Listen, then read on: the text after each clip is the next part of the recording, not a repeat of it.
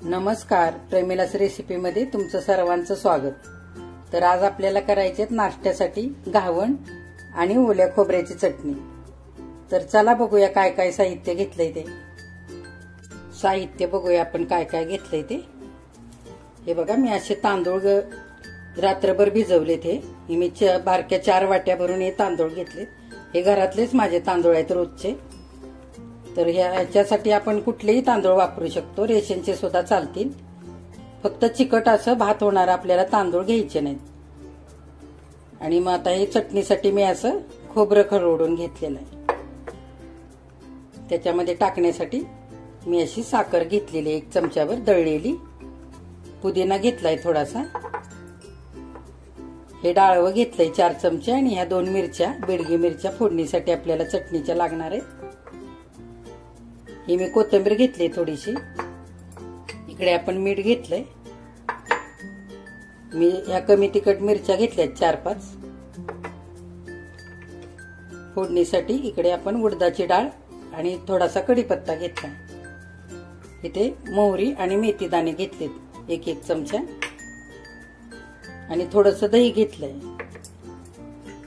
आणि थोडासा लसूण पाकळ्या घेतल्या त्या आणि आपल्याला थोडंसं तेल सुद्धा लागणार आहे। तर चला बघूया कसं काय काय करायचंय ते। आपण सर्वप्रथम तांदूळ वाटायचे। बघा हे किती छान भिजलेत, हे रात्रभर भिजवल्यामुळे किती मस्त भिजलेत हे बघा। आपण हे थोडे थोडे मिक्सरच्या भांड्यात घेऊन आता वाटायचे आणि ते अगदी बारीक पीठ कसं असतं तसे वाटायचे। थोडं थोडं पाणी घ्यायचं आणि वाटायचं। आपण हे छान आता वाटून घेऊया। हे बघा, आपण असं आता हे तांदूळ वाटून घेतले, या भांड्यामध्ये आपण काढून घेऊया। मी पाणी घालून वाटलंय ते, थोडं थोडं पाणी घेऊन। हे बघा, एकदम असं बारीक पिठासारखं केलेलं आहे। हे बघा, रवाळ नाही ठेवायचं आपल्याला, अगदी बारीक वाटून घ्यायचं। आता आपण उरलेले तांदूळ पण थोडे थोडे घेऊन सगळे आता वाटून घ्यायचे। बघा, आपले सगळे तांदूळ आता वाटून झालेले आहेत व्यवस्थित। आपण थोडं थोडं पाणी घेऊन वाटून घेतलेलं आहे। बघा, आपण थोडंसं आता याच्यामध्ये चवीनुसार मीठ घालूया आणि छान हलवून घेऊया। आणि आपल्याला आता हे 10-15 मिनिटासाठी झाकून ठेवायचंय मुरण्यासाठी आणि तोपर्यंत आपण खोबऱ्याची चटणी करून घेऊया। आपण आता चटणी करूया ओल्या खोबऱ्याची। हे खोबरं घेऊया मिक्सरच्या भांड्यामध्ये।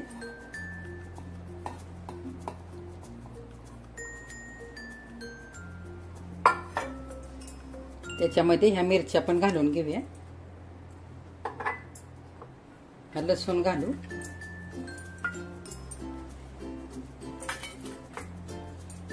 हे 4 चमचे डाळवं घेतले ते पण घालूया। डाळव्याने छान चटणी अगदी अशी छान बनते आणि घट्ट पण बनते। तर थोडासा आपण पुदिना घेतलाय, थोडी कोथिंबीर, आता आपण दही पण घालू, थोडं आंबट छान अशी चटणी आपल्याला करायची आणि थोडी साखर पण घालू, म्हणजे काय होईल, आंबट गोड अशी छान चटणी तयार होईल। तुमच्या आवडीप्रमाणे तुम्ही करा। जर तुम्हाला नसेल आवडत असं दही घ्यायला, दही वगैरे टाकायला, तर नका घेऊ। मीठ टाकूया चवीनुसार आणि पाणी थोडं थोडं घालून आपण बारीक वाटून घ्यायचंय हे। बघा, ही खोबऱ्याची चटणी अशी वाटून व्यवस्थित तयार केली आपण, एकदम बारीक अशी वाटून घेतली। तर तुम्हाला दही किंवा साखर नसेल टाकायची ना, तरी नाही टाकली तरी चालते, पण चटणीला ना आंबट गोड अशी चव खूप छान येते दही आणि साखर घातली तर। जर तुमच्याकडे दही नसेल ना, तर लिंबाचा रस घातला ना तरी पण चालतो। आपण काढून घेऊया सगळी ही चटणी आणि आता आपण फोडणी पण करायची। पॅन आपला गरम झालाय फोडणीचा, तर आपण आता थोडंसं तेल टाकून घेऊया।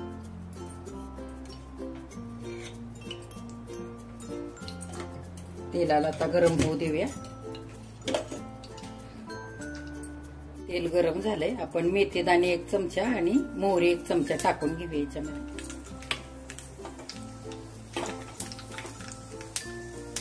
छान फुलं द्यायचंय. आता कढीपत्ता घालूया आणि ही उडदाची डाळ घेतली 1 चमचा, ती पण घालूया आणि बेडगी मिरचीचे असे तुकडे करून घेतले ते पण घालूया. यात छान हलवून घ्यायचंय.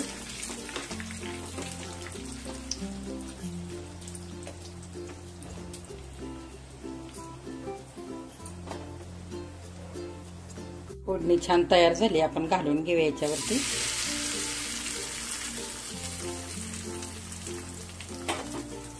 आणि व्यवस्थित हलवून घेऊया.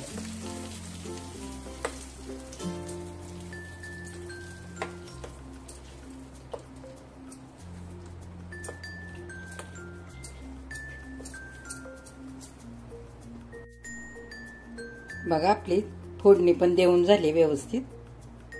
तर आता आपण ही बाजूला ठेवूया चटणी झाकून आणि घावण करायला घेऊया. आता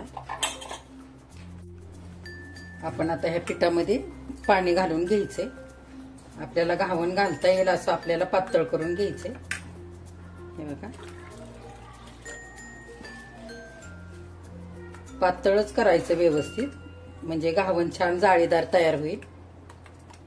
आणि मीठ पण आता बघून घ्यायचं, जर लागत असेल तर मीठ टाकायचं थोडंसं.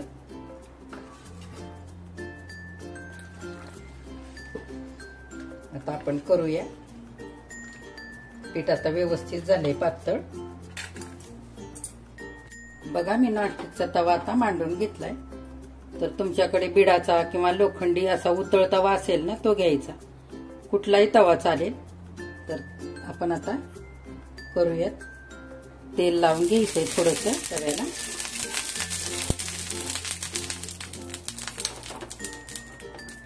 आणि असं छोटं भांड घ्यायचंय घावण घालण्यासाठी. पेला घ्या किंवा छोटी वाटी घ्या तरी पण चालेल. आणि हे पीठ असं व्यवस्थित एकसारखं हलवून घ्यायचं, म्हणजे हे तळाशी एकदम बसत नाही पीठ. आणि असं थोडं थोडं घेऊन घालून घ्यायचं.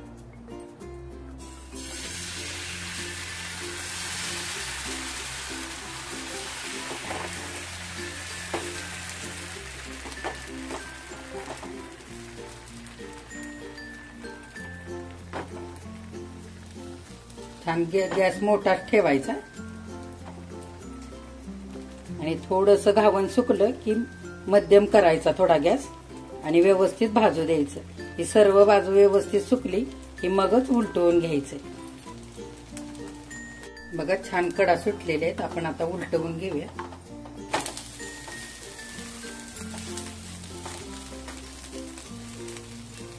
थोडंसं तेल लावायचं,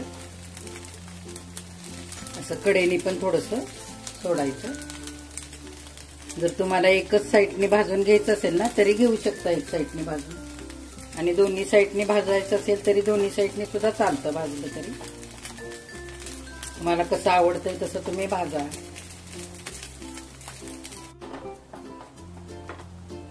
बघा छान भाजून तयार झालंय घावण. आपण काढून घेऊया.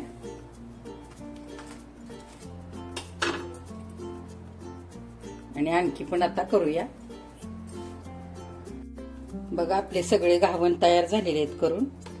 आणि खोबऱ्याची चटणी सुद्धा झालेली आहे तयार. बघा किती छान झाले. जाळी किती व्यवस्थित ह्याची सुटलेली.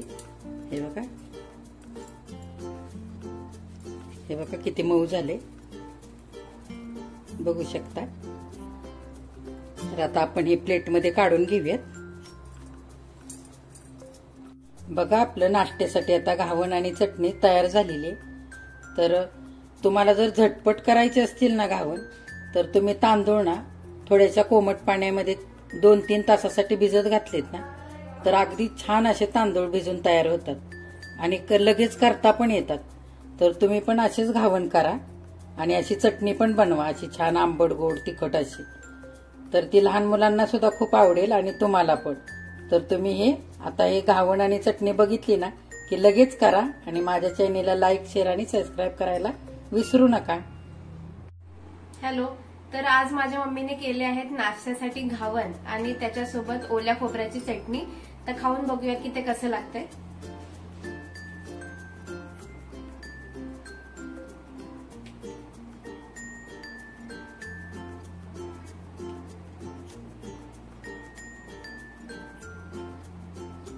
चटणी तर खूपच यम्मी झालेले आणि घावण खूप खुशखुशीत आणि मऊ झालेले. तर तुम्हाला पण अशाच रेसिपीज करायच्या असतील तर प्रमिलास रेसिपीजला सबस्क्राईब करायला विसरू नका. बाय.